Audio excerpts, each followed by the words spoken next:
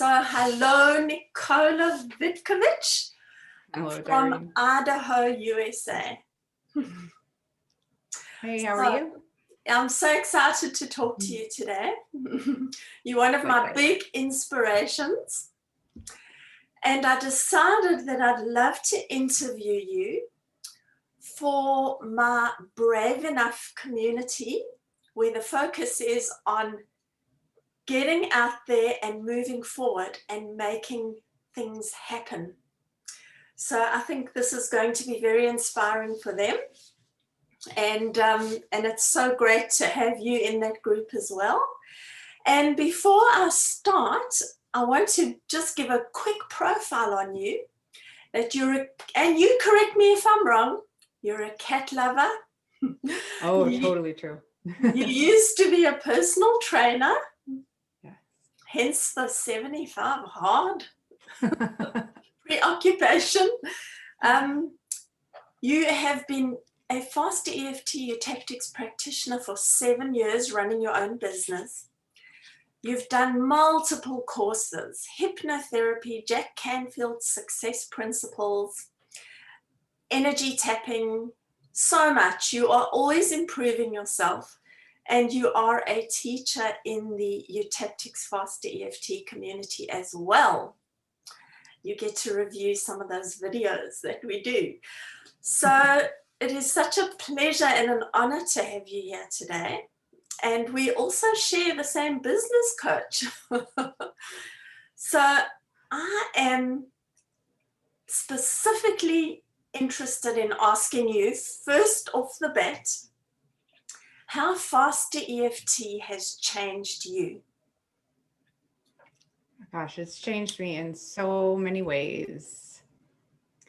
I truly lived in the lower model of the world for most of my life, right? So we learned that in FasterEFT, that's that victim mindset. You're making me feel bad. Everything's happening to me. I remember a pivotal moment in my 20s when someone interrupted me when I was talking. Well, I wasn't talking to them. I was complaining to them. And they just said, "You are such a drama queen. There's always something huge wrong with you. Always. It's always something." And that kind of really made me look at myself. And so obviously that was in my 20s. It was a long time ago, and I didn't know what to do about it. I mean, I really didn't. And things got worse from there. And they kept getting worse for a while until I learned about the law of attraction. And then ultimately that led me to finding FasterEFT. And then things really started to change. I learned I do have a say. I can change how I think and feel about things. And in fact, I'm the only one that can change how I think and feel about things. And I have the skills to do that now. So I address things every day, and it makes a big difference in my life. And I know because you've got such a catalogue of material that you share with us, and you are one of those people in the community, in our FasterEFT community, that we really look up to and love following. And so that is amazing. So what I'd like to ask next is, I'll just dive straight in, because this is what inspired me to interview, is the fact that you have done 3 phases of 75 hard. And I must, you know this, you inspired me to do phase 1 because I love a challenge and I also love improving myself. So I did that because of you, and I must tell you, it's actually entrenched so many habits. And I realized that it takes more than 21 days to secure a habit. 75 days is perfect. There's so much that I gained from that. And in the phase 1, it was exercise twice a day. It was drink a gallon of water. It was do 10 pages of nonfiction reading every day. I'm trying to remember. It was eat a clean diet, follow a clean diet. So I did cut out sugar, and I experimented with cutting out dairy. and those habits have kind of stuck. No Oh, that's awesome. alcohol. That was a great one. I hardly Yep. drink alcohol now. So I want to ask you, why did you start? What was your motivation for doing 75 hard in the first place? So my friend Mary was doing it. She told me about it and it just caught my interest. She was saying what she was doing. And one of my primary strengths is being a learner, like in the Gallup survey. When you can take that Gallup test and it tells you your top 5 strengths. And one of mine is learner. So of course I just always have to be, oh, what's that? Okay, I'm gonna have to go and find out more about that. I have to go learn more about that. And I found a podcast that the creator, Andy Frisella, did. And I listened to the podcast, and it's not going to be between you and me, between you, me, and everybody watching this, it made me cry because I was like, there's no way I could never do that. That was my first result. My first thought was like, oh, that's impossible. I could never do that. So I immediately hit replay and I started over and I listened again. And I was like, what would it take for me to do that? Because I don't like when I feel that disempowered thing, like there's no way. Because once again, that was stepping into the lower model of the world, believing that I couldn't do that. So I told my husband about it and I decided I was going to do it. And he also wanted to do it, which was fantastic. So it ended up being great for us. But that was it. It was that I listened and just noticing that initial response of, oh, that's impossible. I could never do it. And that was, for me, that was sort of like challenge accepted. I will show you.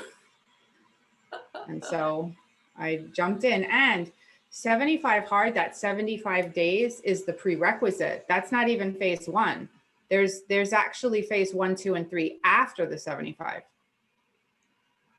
Wow. So there's all 4. Yeah. So we've done all 4.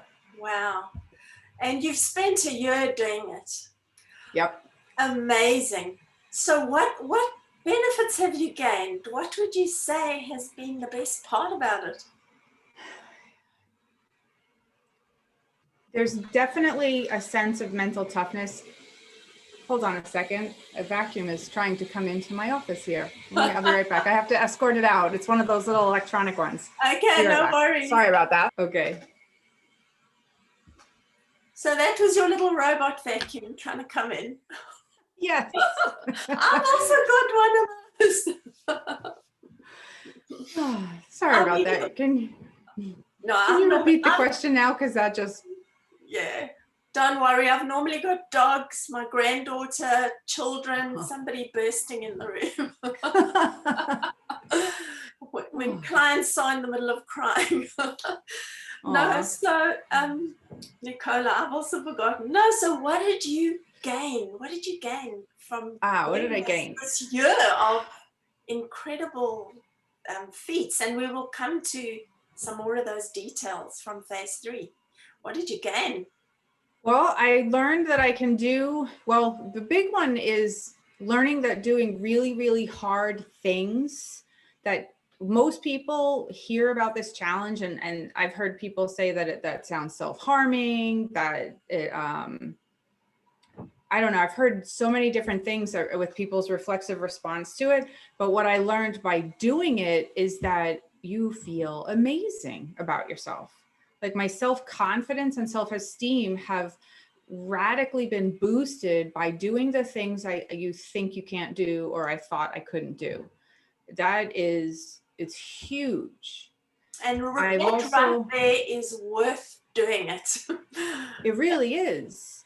Yeah. And it's a mental toughness program. And that's why it's a 1-year program, right? It is to up level you so that in each phase is progressively more challenging, right? So again, you do 75 hard and you're like, wow, I did it. That's amazing. I'm amazed.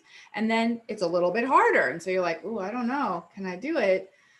Because when phase 3 came, I was dreading it. The whole week before, I was just dreading it. I was like, oh, I don't know if I'm going to be able to do this. because you had to have a conversation with a stranger, a random act of kindness. You had to have 3 critical powerless tasks plus all the other stuff. And it's like, I'm not sure. I don't like talking to strangers. I'm uncomfortable. That means I have to leave the house every day, because sometimes I don't even leave the house. Everything's online. And the day phase 1 started, it was like a switch is flipped.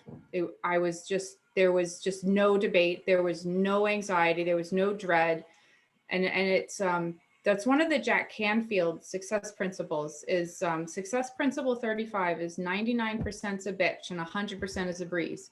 And I flip that switch, and that's what happens now is I just flip a switch and I'm 100% on board. There's no conversation. There's no doubt. There's no worry. This is what we're going to do. And I do it.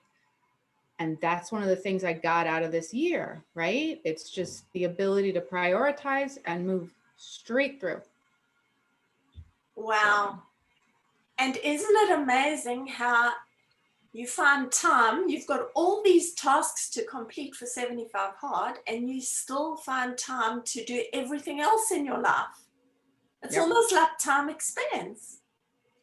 Yeah, you become very aware of the things that aren't useful in your day. And there's so much more that we can do in the day, and we don't realize how much time we're wasting. I didn't realize how much time I would waste during the day until I became extremely efficient about my time. And that was another really good learning from the experience. Yeah.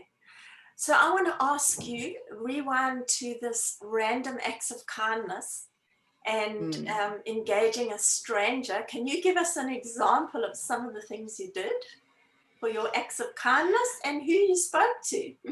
Yep. So I very often would drive into town and pick up litter. I would just drive into town. I would walk around the track and walk around all the baseball fields and pick up. There's so much litter that people leave around. So I must have picked up like 50 bags of litter this past 30 days. Wow. That was one. I've helped people, like people trying to get bags off of shelves in the stores, and help them, holding the door for people. Instead of smushing spiders, because I'm not a big spider fan, I escorted them out of the house. I would get a cup and a piece of paper, and I would take them outside and say, "You're my random act of kindness today." That was some of them. Yeah, and that's not my norm. I would normally smush a spider, I will admit it. So I saved spiders. I picked up a lot of litter. Those I think are the ones I did the most often, so they stand out the most. I know there were others. I mean, there's so many opportunities now. And then as far as conversations with strangers go, I would go to the stores every day, pretty much. I would go to a store or the post office, the dollar store here, the grocery store here, and I would just walk around until I found someone I could talk to. It was rough. It was uncomfortable. Sometimes I would just pace around the store, working up my nerve, because I'm like, and I was funny because over 30 days of doing it, it got easier and easier. And I recognized what I was doing inside to make myself uncomfortable. And I was like, okay, just stop doing that and just start talking to people. So. And that makes me think of, when we are tapping to improve ourselves, we're working on all our issues, you get to the stage where you've actually got to go and put this stuff into practice. And that's why I created my Brave Enough group, because I realized, just like you're saying, you can sit at home and feel, I've tapped that down, I've knocked that out, I've changed those memories. And now you've got to get out into the real world, and you've got to overcome the discomfort of taking the action. Yep. And there's so many things in my life that I've just had to push through the discomfort, and then it becomes hardwired. So that is brilliant. And I've no doubts, correct me if I'm wrong, that some of these things are going to be part of your weekly routine now. You'll be... Oh, definitely. I'm still doing the cold showers. Oh, the cold showers. Yeah, so in phase 1 and phase 3, you have to take a 5-minute shower that is as cold as you can physically tolerate it.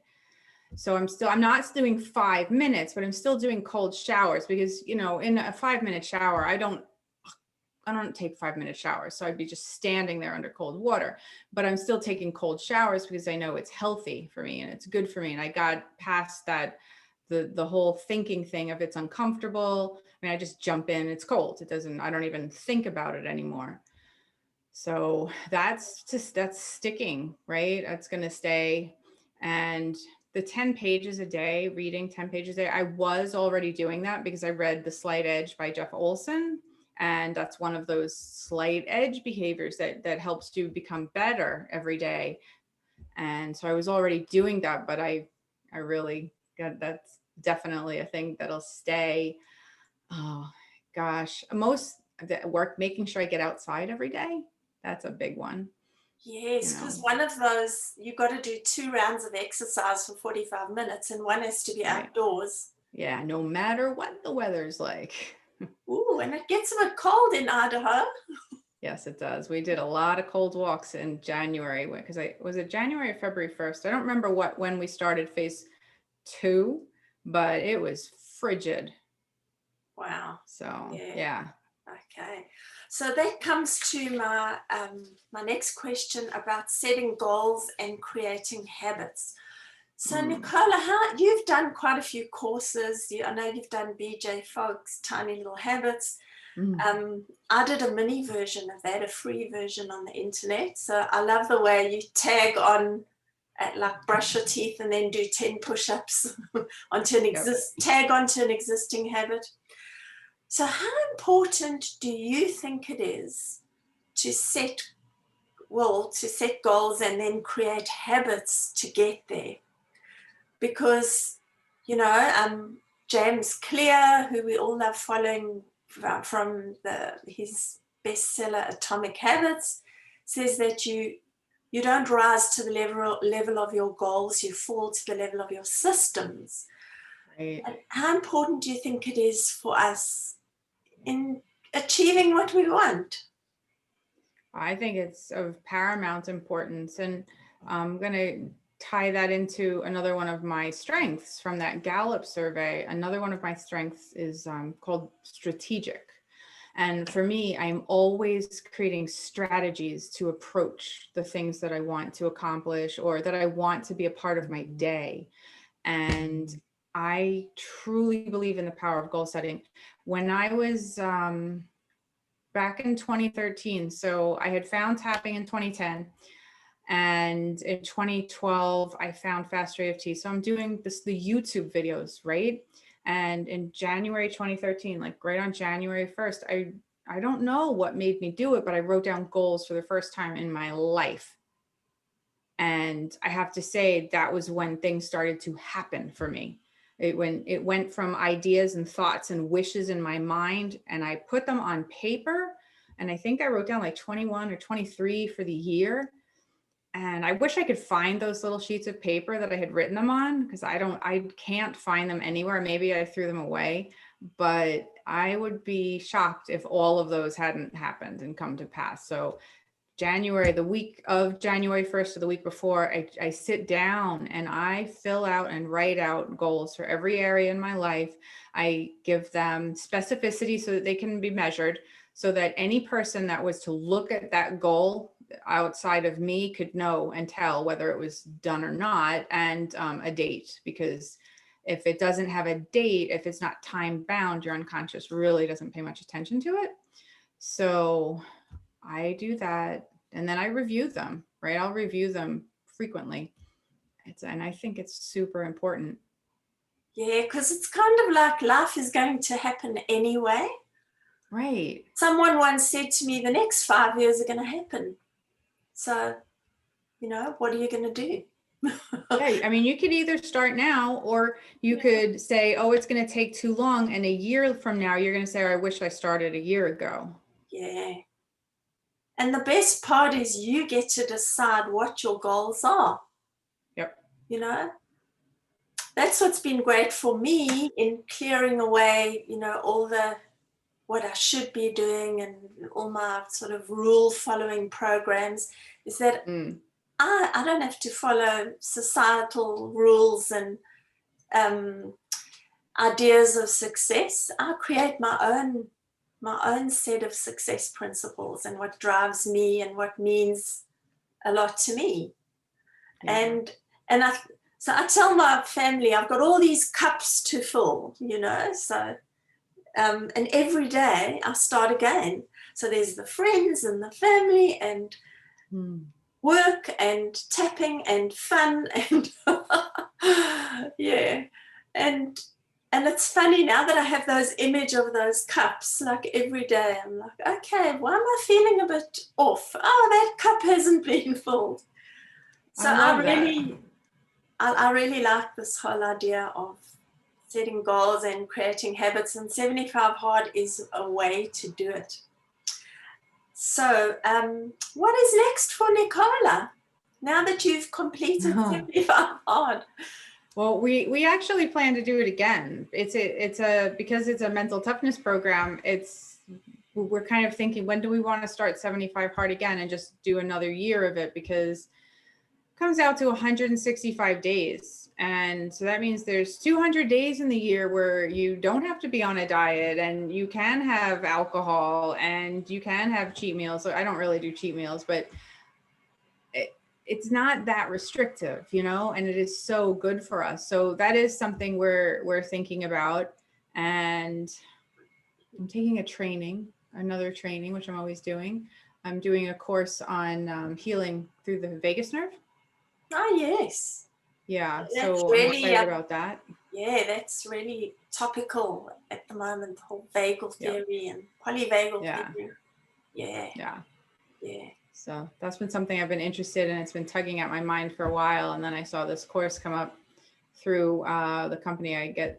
They alerted the company I get my liability insurance through had offered a webinar with the people that are offering the course. So I did the webinar and I was like, oh, this is perfect. Exactly what I've been wanting to learn. So yeah. So, oh no, it's very inspiring. I remember you at the beginning of the year said your word was traction, and you certainly have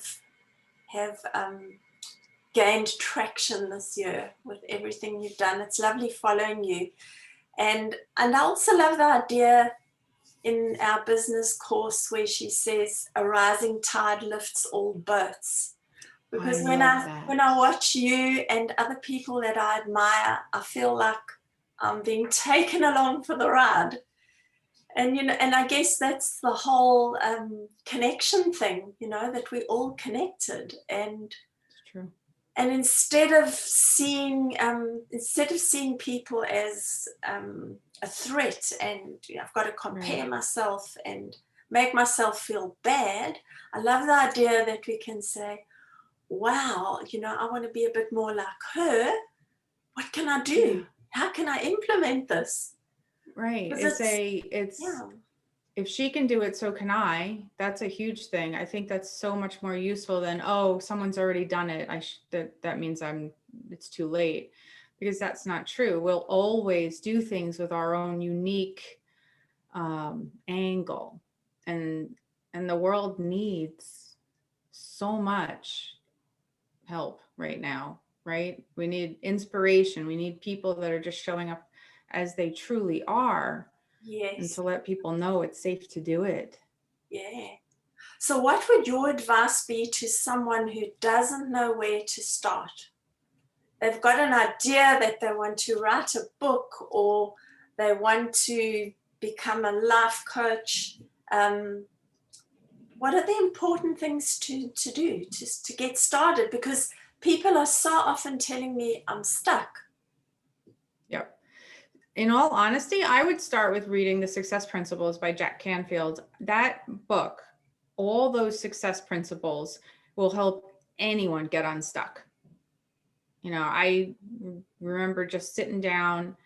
This was a few years later when I was really working on getting myself the business to, I'm transitioning from personal trainer. I'm trying to start this coaching business, but I was afraid to talk to people. I was afraid to pick up the phone. I wouldn't return phone calls because I was afraid to talk to people. I would procrastinate returning phone calls, people calling for sessions. And I'd be like, I'm call tomorrow, or I'll call tonight. And then I wouldn't. And I was literally that afraid to do things. So I was shooting myself in the foot in my own business. And I decided I'm reading this book, and I would just start every morning, and I would just do one chapter a day, and I would put things into practice.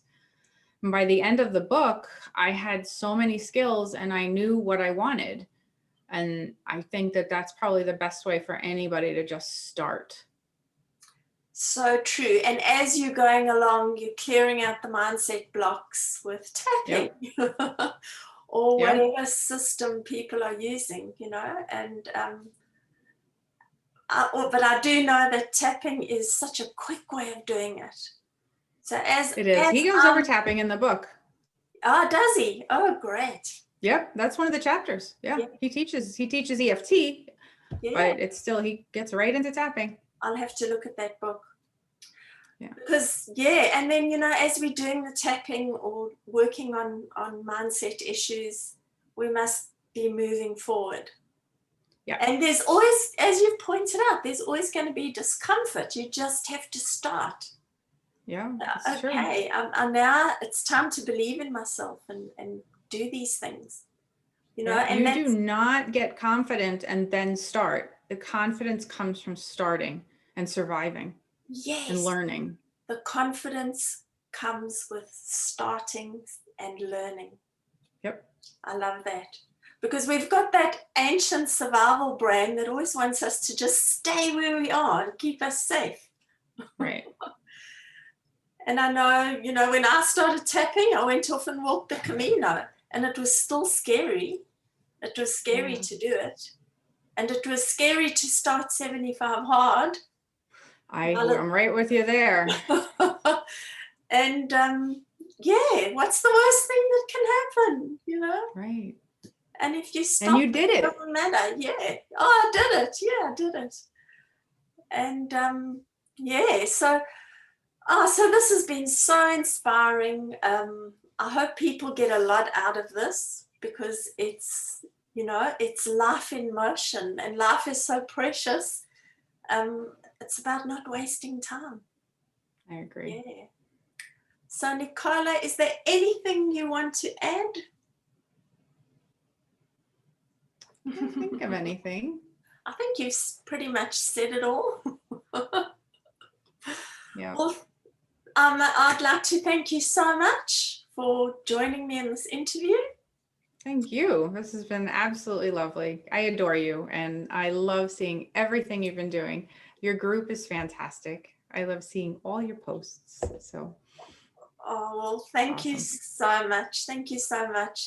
Such a pleasure to have you. Every now and again, the journalist in me comes out, and I love interviewing someone and